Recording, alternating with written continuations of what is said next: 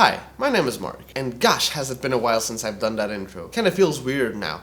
Kinda like wearing someone else's t-shirt, even though, in this case, it's my t-shirt. But hey, forget about that. I went to a guitar event. For like, I don't know, maybe the 1% of you watching this video that will be like, hey, this dude hasn't posted in a while. Yes, that is correct. Things haven't been going the best for me in the past couple of months, and to be honest, I wasn't just feeling motivated to record videos anyway, and I was working on some other stuff. But I feel like now it's a good time to come back, and I have some cool ideas. I was even thinking of changing up the set. Even if it takes a little bit, subscribe to the channel and turn on all the notifications, because I am coming back and doing cool shit. And follow me on Instagram and all of the other social media, because it helps. But self-promotion and reassurance aside, let's come to the video itself. I went to a guitar event. And yeah, maybe some of you guys who are from the States or even the UK, and I guess Germany as well with Music Messe and those sorts of things.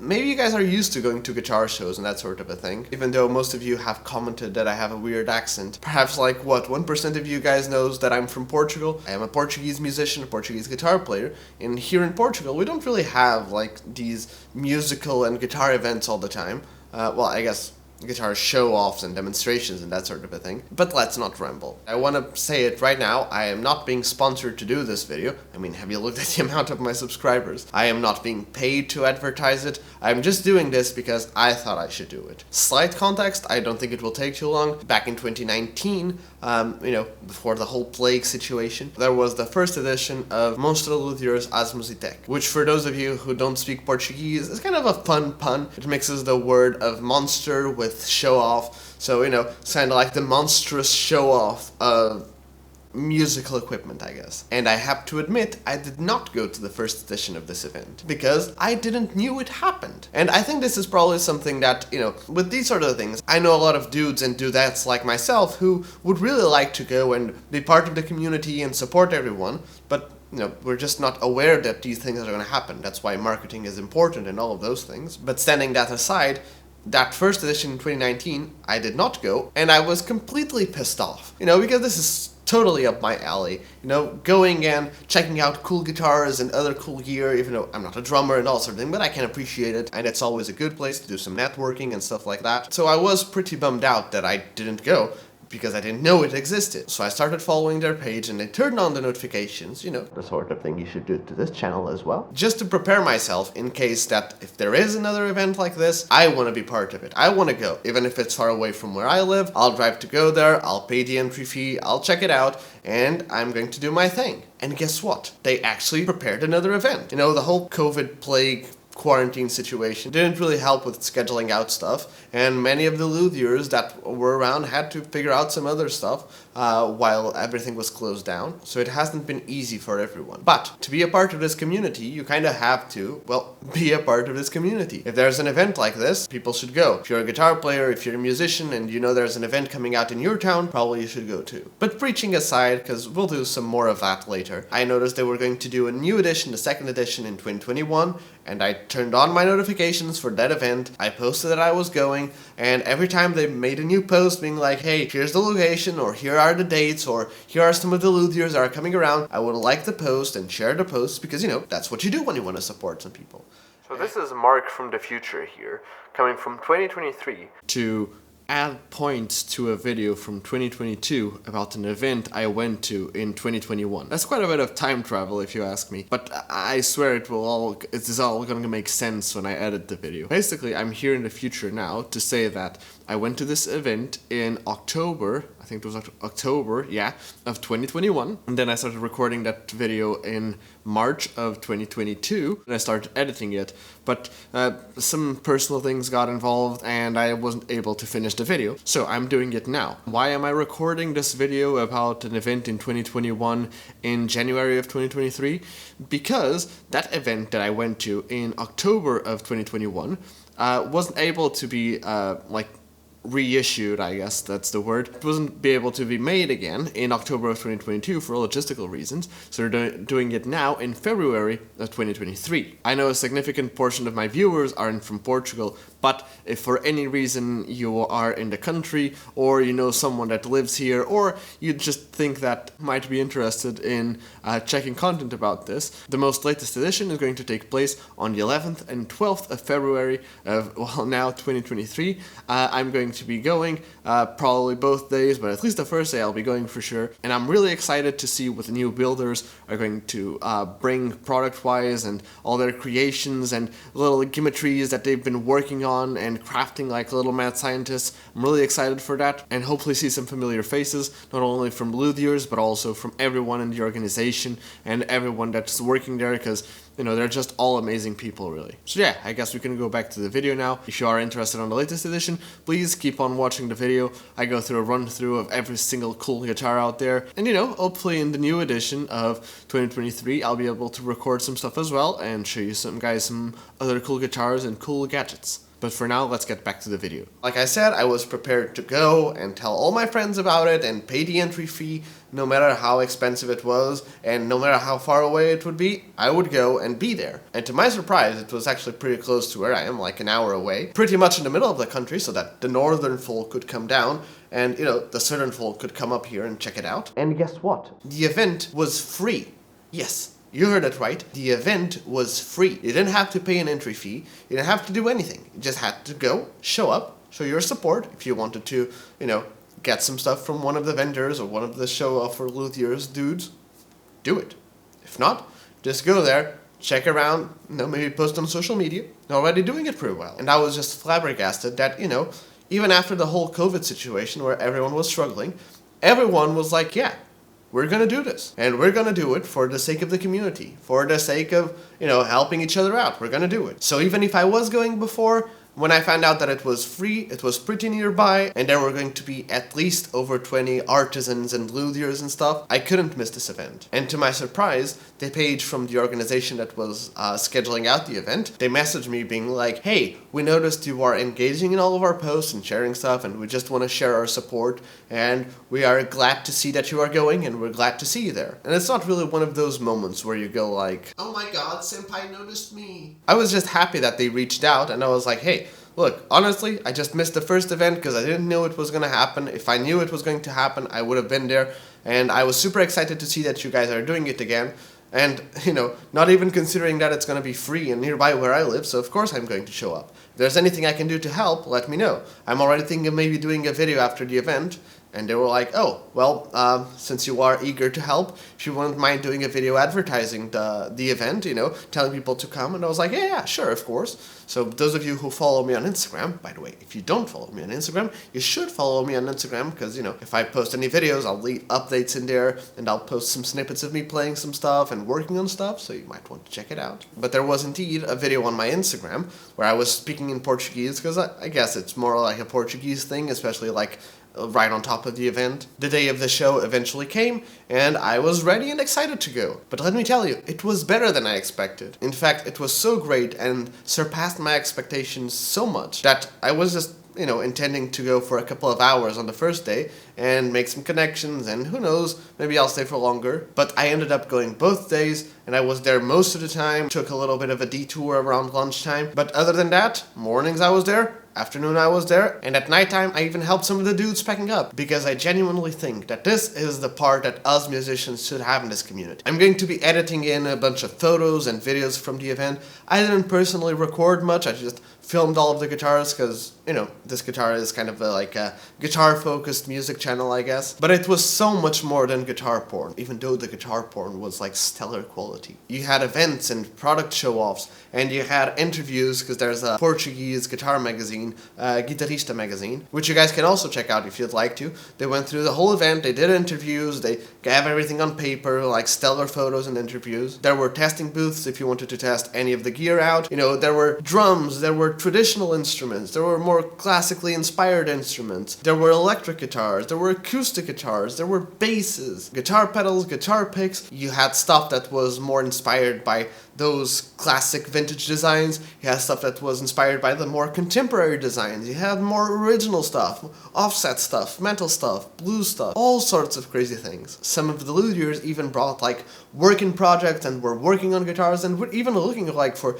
specific directions and specific advice, not only from customers but from other luthiers, a very supportive thing. There were people that were taking in guitars, modifying guitars from one day to another and be like, hey, what do you think of this one? What do you think of this? What do you think of that? Like I mentioned before, not only is this a guitar channel, but I'm not really proficient nor know the lingo or the things about like drum instruments or any sort of thing, but I'll leave the social media of all the companies in the description so that if for some reason you're watching this video and you play drums and you want to check out some of the drum stuff or the traditional instrument stuff, you can go check it out. But when it comes to the guitar stuff, I played so many guitars. I played 7-string guitars, I played 6-string guitars, I played an 8-string guitar. There was nerdness involved, like scale lengths, pickup height, flexibility of materials. And yes, you heard that right, we talked about Downwood. Some of the luthiers and companies I already knew, like I already had some friends at Mars Guitar Picks. In fact, some of you guys might remember a couple of videos I did, but I've been using them pretty regularly. Here's 1, 2,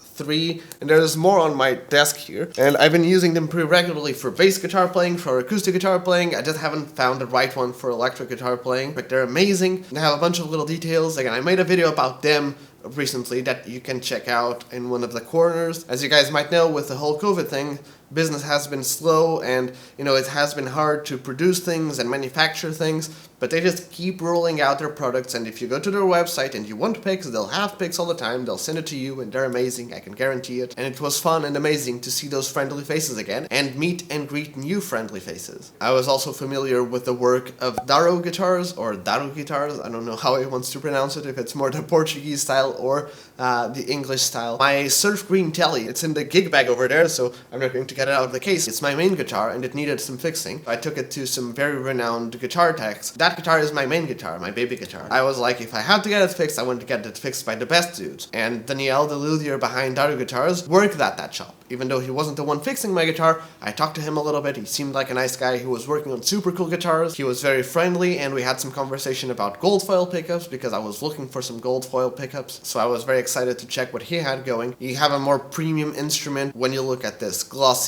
multi-pickup with this fancy switching with a lot of black and ebony kind of giving like that custom single cut vibe. Just beautiful. And this one with this amazing flame top and amazing P90s that I don't remember the brand, but they were just great, fantastic sounding P90s. The star of the show was this surf green with the cracked lacquer, which had some Mojo dual foil. I think they're even the more spaced one. There's even a video that I posted on my Instagram, where he posted on his Instagram. I just reposted the story that you guys can hear here.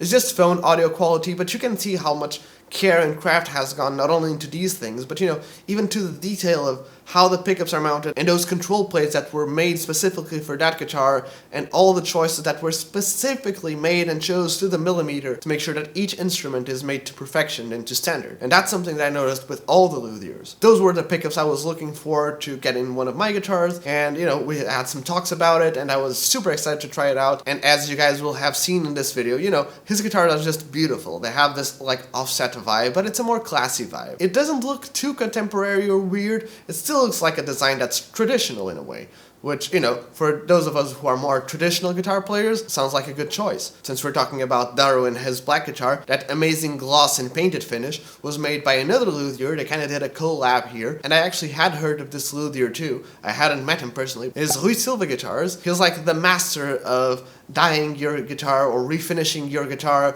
and making it have the most amazing color to perfection. I had first learned about him because of his basses, but then a friend of mine, João Hudson, you can check out his Instagram there, he's amazing. He got one of his guitars, and another guitar player I know got his guitar refinished by Rui, and I tried out a bunch of his guitars. In fact, he even helped me out because he was like, yeah, come around, try anything you'd like. Are you a vintage guy? Are you a modern guy? I played this orange quilty toppy one that's, more S style and had these amazing bare knuckle single coils. No canal do Rui Silva, man.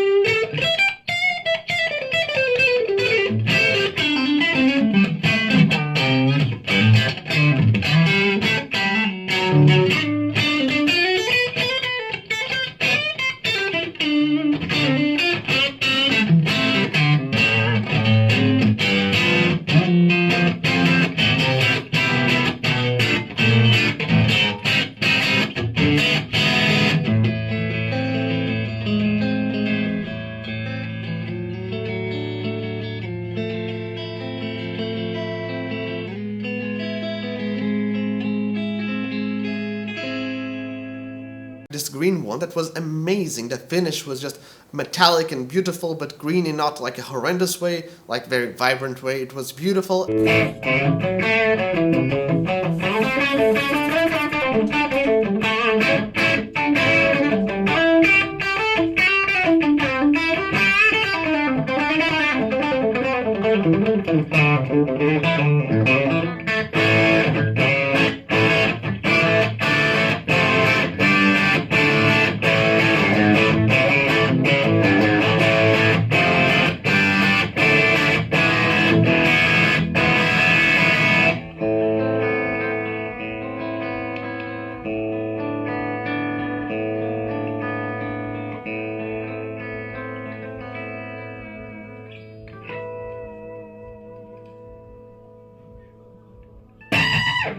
The pickups on that green one were made by him and a bunch of other of his guitars. You can even buy some pickups on his website. There are signature for other artists. He is really amazing, and just like all the other luthiers, deserves some amazing support and respect. And in fact, it was thanks to him that I tried my first 8-string guitar. I had came around like, you know, those cheap Ibanez ones at guitar shops and stuff like that, but I never really felt compelled to try it out, especially because they're cheap and, you know, not, they don't look sexy. They don't want you to play them very much. This one was just amazing and it felt great. And you know, for a non-8-string player like myself, just trying it out and feeling it around, even if I don't have, you know, the expertise of an 8-string player, and be like, oh yes, the skill with the neck and, you know, the scale length and whatever. It still felt amazing, and having hanged out with other players around there who were actually 8-string players and were playing it, they were like, yeah, this guitar is amazing. And I gotta give some other props to Rui, because he also has a YouTube channel. He also struggles with sometimes talking in front of the camera, and he was invited to some guitar shows already. He has won some awards, I think,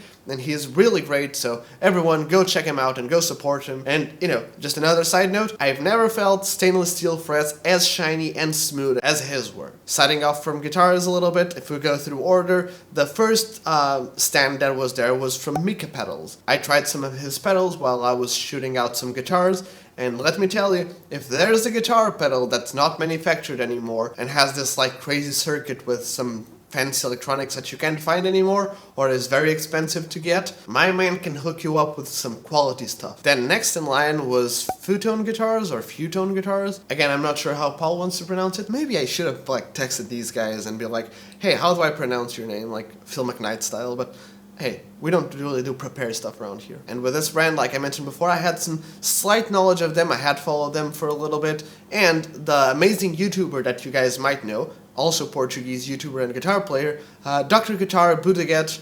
He is an amazing blues rock guitar player, but he also did this awesome video and album that you guys can go check out with like more traditional Portuguese musicians and more traditional Portuguese genres that he mixes the blues a little bit with, but not just blues, just more guitar playing. Again, he's amazing, and he has a signature guitar with Futone Guitars that I was super hyped to try out because it has a wenge neck, and you know, as you guys might know, I have 3 guitars that have the rosewood neck on them. This guitar having a wenge neck and being a more traditional guitar, but also quirky and offset, was something that I was like, yes, this is totally up my alley, I want to try it out.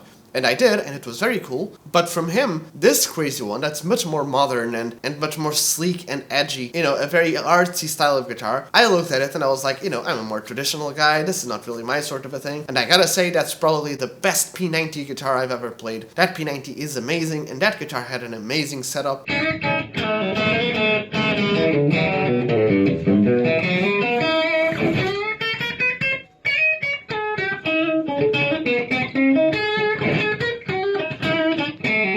Maybe you'll look at Futone Guitars like I did and start considering like, this isn't for me, these are a little bit more weird or quirky guitars, but let me tell you, they're not that weird or quirky, and they are amazing to play, and you should definitely check them out too. After that, you had CP guitars or CB guitars. I didn't really talk to this luthier as much. I really thought it was quirky, that some of the designs were more edgy, less rounded off, but then in other ones it was more rounded off, but it still had that specific CB design. And I think this is probably the first time that I saw some guitars with super tiny headstocks that don't look hideous. So even if no one cares, for me, that one receives a special award just for that. After that, we have Laborda Guitars. Their motto is kind of like guitars inspired by stars and constellations, but also very nature stuff. And I also have a video of me playing one of his. I played a more traditional T-style guitar, but again, semi-hollow, it had the humbucker pickups and the set neck.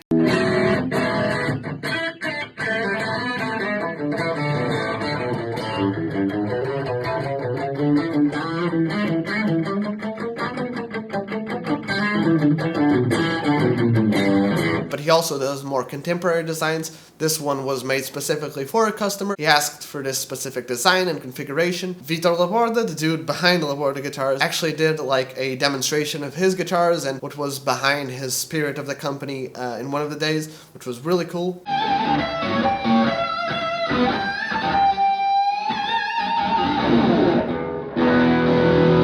If there's something I can say that's specific about this brand is, you look at a lot of brands like Ibanez or Strandberg, or I don't know, even maybe Schecter sometimes, that are more modern guitars. They're very sleek, they're very thin, they're very comfortable. With these guitars, they're more rugged guitars, you know? They're more substantial and robust guitars. I don't mean that they're heavy or that they're bulky or uncomfortable to play. They're just a completely different beast of a guitar compared to these more modern designs. And, you know, as someone who's a more vintage player, I can appreciate that. Definitely go check him out for sure. He's very active on social media too. After that, we had the Luthier Meireles. He was a more traditional luthier, you know, more classical instruments, more traditional instruments, which was great to hear and was great to check out. I tried out his classical guitar because, you know, the rest of the things aren't really my sort of a thing, and I didn't want to ruin anything. But I gotta say, for a smaller bodied classical guitar, I don't think I've ever played a classical guitar that was as loud and felt so great and full as that one did. Going to the exact opposite of the spectrum, we have Ferreira Guitars. He's one of the more recent builders or luthiers, and I gotta say, even though this more modern contemporary metal design isn't really my thing sometimes, I completely fell in love with his bass. Not only the artwork and some of the inlay work that was around in a bunch of his guitars, like,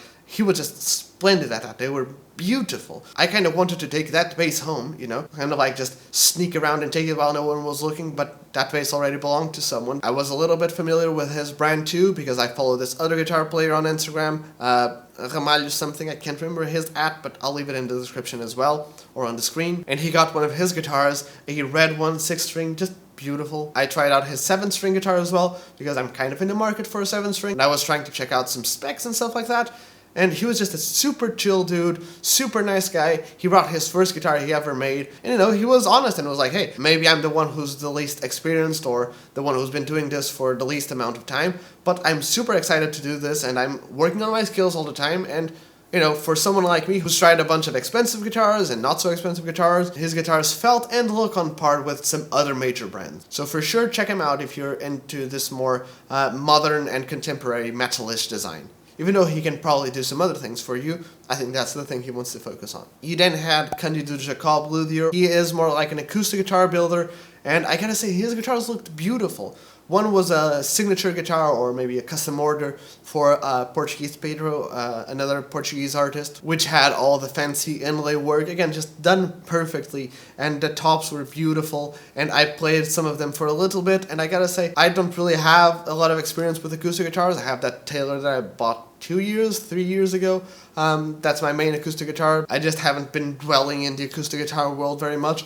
But we even talked a little bit about like the jazz manouche, gypsy jazz guitars that I am very much of a fan of. We talked about strings as well, and his guitars, again, felt great.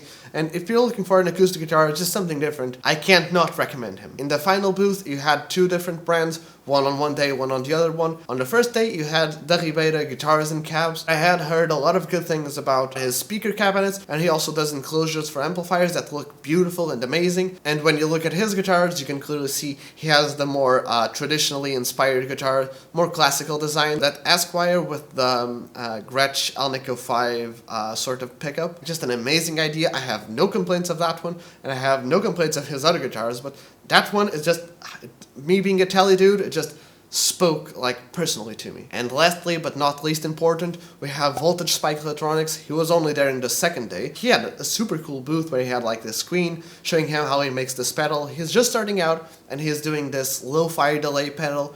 And again, the lo-fi delay thing isn't really my thing, but I gotta say, if it was my thing, or if I need that effect, I don't think I could find a pedal that's more like small to medium pedal format that's better than his. He also did a demonstration of his pedal, just like Laborda Guitars did. He showed how the pedal worked and how he does everything by hand, and he's working on everything, and he does the software programming as well. A digital pedal, but with analog drive-through and the whole analog like design thought in mind. What else could you ask of him? And he's a young dude like I am, and super chill. We even talked about like like if there could possibly be like an extension thing to do like a tap tempo or stuff, and he was very open to the idea and sharing stuff about the design. Super chill, amazing dude. And like I mentioned before, any of these companies can check it out on their social media and contact them if you want to order anything or ask any questions. Please show them your support. There's a bunch of other brands, like I mentioned, of drums and traditional instruments and more percussion instruments. I checked them out while I was at the event too, but like I mentioned before, I'm not really an expert that can really delve into these things, but I highly advise if you are, go check them out. They probably have some amazing stuff for you to check out. I made friends with a bunch of these guys, but with the organization as well. I even asked some questions of how they decided to do the event and how the whole thing started and what's the motto behind it. This event is also an extension of their main focus, which is to support musicians in need. They had a food bank that you could donate to. They have an organization that you can be a partner of, and all the money goes to proceeds of charity to just musicians and artists in need, which is just amazing. I should be wearing their t-shirt, but I bought the t-shirt for them. You can for sure expect it in some of my next videos. All around, just amazing, supportive people. You know, I went there and everyone was friendly, and the people in charge were like, hey, you're a guitar player, we have a GCM 800 that's like a special edition, try it out. Hey, have you ever tried a genuine plexi? We have a genuine plexi, come check it out. Hey, remember when Paul Gilbert was here? This was the stuff he used, come and check it out. Super supportive people. They were even like, hey, if we do any other events, we'd like to have you around. We'd like you to have and come check it out. We could really use each other's support, and everyone should do the best for their community, which I think that is like the main point of this video. The main point of, I don't know how long it's been for you, but for me, with like all the like stutters and having to rephrase everything, I've been recording for an hour. I still feel that very warm feeling from being inside such an amazing community and talking to such amazing people, and I think that as musicians is our part. I've said it multiple times in the video, but if you have any way to support your local musicians, to support your friendly and national brands and luthiers and artists and artisans, that is our job, people, and that is what we should do. Everything will be in the description.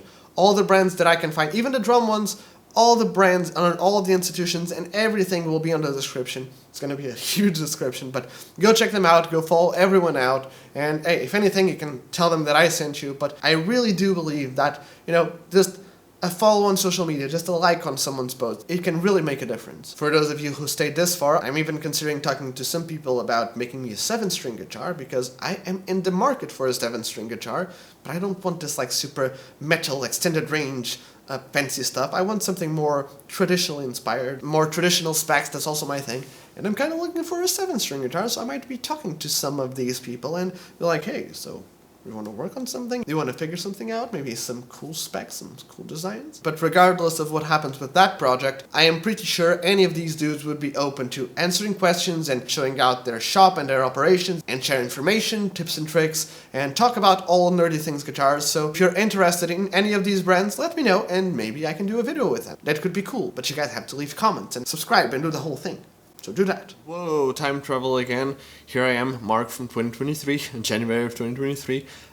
Just to add up that, again, there's going to be a new edition coming out in just a little bit under a month on the 11th and the 12th of February. If any of you can show up, please do and say hi to everyone. That would be really cool. And for the significant part of you that probably can't show up, please check out everyone on their social medias. Not only me, of course, but also the show's social media. The guys over there at Monstra really try to keep up their profiles with not only information about the past shows, but also every single new luthier that's coming around for the new shows. And they post news and little clips and teasers about other shows that they might be doing. Now back to 2022 again for the outro. And yeah, I mean, I don't know how long this video became, but if you stayed this far, thank you so very much for watching. Every one of you guys who watches the videos and follows the social media and just leaves a comment and shows their support, it really makes a difference. Even if it sounds like it's just bullshit, it really makes a difference. If for some reason you're not subscribed, subscribe to the channel, turn on all the notifications, leave a like, leave a comment, follow me on social media, check out some of my other videos,